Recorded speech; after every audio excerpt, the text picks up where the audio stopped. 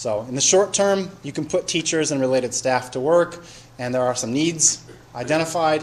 What's it going to do to the economy over the long run? This is an area that, as a researcher, I get really excited by, because there's been a huge explosion in terms of social experiments in the education arena over the last decade. And when I say experiment, I mean exactly that. They've taken young kids, assigned them to randomized treatment and control groups. So, pick the number out of the hat, you're not going to get the service. Pick the number out of the hat, you're going to get the service. They've tracked them for decades. And they've followed their progress and identified what is the long-term impact on this student. Students pulled from a similar population group in a similar neighborhood. One kid gets the service. How do they fare differently 10, 15, 20, 30 years later? This is the kind of experimentation that's being done, and it's yielded some dramatic and interesting results, which point to the direction of increasing the quality of educational services for kids has dramatic impacts on their lifetime potential in terms of likelihood of getting and holding a job, in terms of likelihood of ever being involved in crime or ever needing to rely on welfare services. Career academies, one example of this type of social experiment in terms of comprehensive reform of high school. It's been shown to increase the earnings of graduates by 10, or rather 11 to 17% over the folks who didn't get the dramatic overhaul of the quality of high school education. Not in quite experimental conditions, but real solid research in Massachusetts showing that not in the traditional K-12 higher education, but in the workforce development arena, they've had customized training programs that have saved thousands of jobs at very low cost by sort of precision targeting of services to firms in need that are going to stay, that need the services. Very interesting work. And finally, the last intervention, the last experiment I'll talk about, is early childhood education. Has shown dramatic results. And this is based on a program called the Perry Preschool Program. This has been around for a while, and people have known about it. It's had mixed reception in the past, in part because people initially were interested in what were the educational impacts. What did it do to IQ? And in fact, a few years after being involved in this really dramatic enhancement in the quality of preschool, the kids did show a spike in their IQ tests, and it was all very exciting, but then it faded away. And after 8, 10 years, there was no measurable difference in the IQs of the kids that went through the program. So for a while, people sort of soured on or sort of lost interest in the promise of these programs, but it wasn't until when these cohorts of kids graduated high school and entered the world of work that you started to see dramatic impacts happening. What the researchers now think is that there's less of an impact on these interventions on the cognitive skills in terms of their test taking. That sort of evens out. But there's a dramatic and lasting impact on their non-cognitive abilities. How reliable you are. Do you show up to work on time? Do you develop a sense of responsibility and are able to maintain jobs? These sorts of impacts have shown lasting and dramatic effects. So, again, comparing the treatment and the control group, the kids that got the service.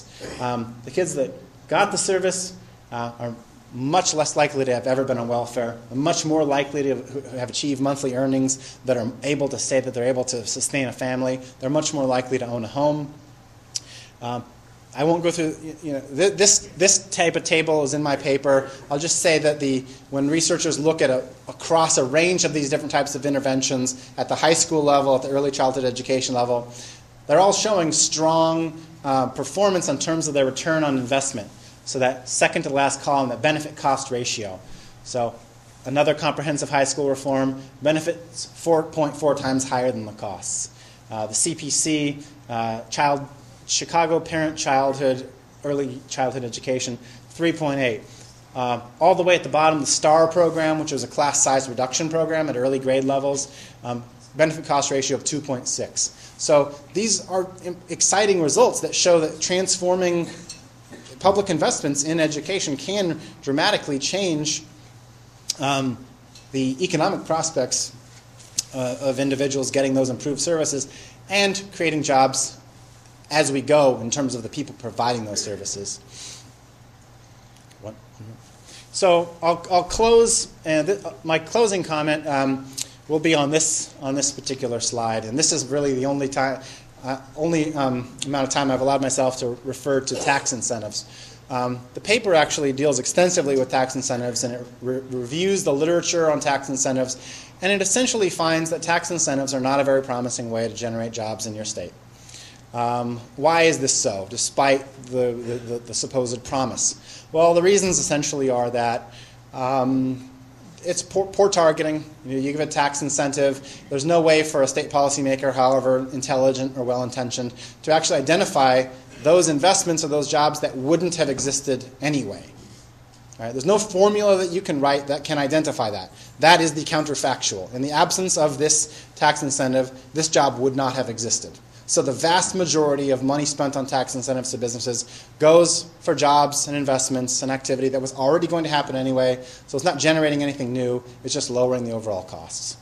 Secondly, when you do actually inspire someone, a company possibly, to change their behavior, the most likely outcome is that you're stealing it from your neighbor. I say stealing here. I mean, obviously this is a pejorative term. I don't necessarily mean it so harsh because no individual state has the right to claim a firm as their own, right? But really, what gain is there for Maine to lure a company to hop across the state line from Massachusetts? I mean, or from New Hampshire, or from Vermont. There's not a state line with Vermont, obviously, but stealing from your neighbors has limited impact on your state's economy or job opportunities. And what this table suggests to you is that it tries to take seriously. One of the best researchers in state and local economic development is a man named Tim Bartik. He did this work trying to take seriously a major commitment, universal preschool. He added up all the potential economic benefits and costs of universal preschool, which the far right-hand column, the top row there, in Maine, universal preschool would cost $55 million per year. What are the job impacts over the long run? After several decades, after having fully implemented this program, if all states in the country adopted universal pre-K, it's still going to cost Maine $55 million. The jobs generated, which is under the column national perspective, if it goes to preschool, Maine would generate 11,700 jobs. If instead it spent that $55 million on tax incentives, the literature suggests it's going to create 815 jobs. But what if Maine goes it alone? Right? What if Maine is the only state to jump into the pool and adopt this comprehensive universal preschool? Well, the payoff from preschool is much less. It ends up being 8,300 jobs, in part because well-educated preschoolers from Maine, their families, some of them will leave. There will be leakage. You'll lose some of the benefits. And the payoff to tax incentives is actually higher if Maine is the only one to go the tax incentive route, because a big part of the payoff to tax incentives, such that it is beggaring thy neighbor. It's stealing opportunities that your neighbors would have taken otherwise. The problem is that Maine isn't going to go it alone if it goes a tax incentive route. Everyone's doing it, so the payoff is closer to the 815. But if you take the full set of implications of the economic impacts of these two different approaches, the long-term payoff from your state, Bartik's research suggests, is much more dramatic and long-lasting if you pursue universal pre-K. So I'm going to go ahead and wrap there. I think I've probably gone over time. The remainder of the talk was going to be looking at financing anyway, but you all know Maine finance is far better than me anyway. So I'll go ahead and wrap with that, and thank you very much.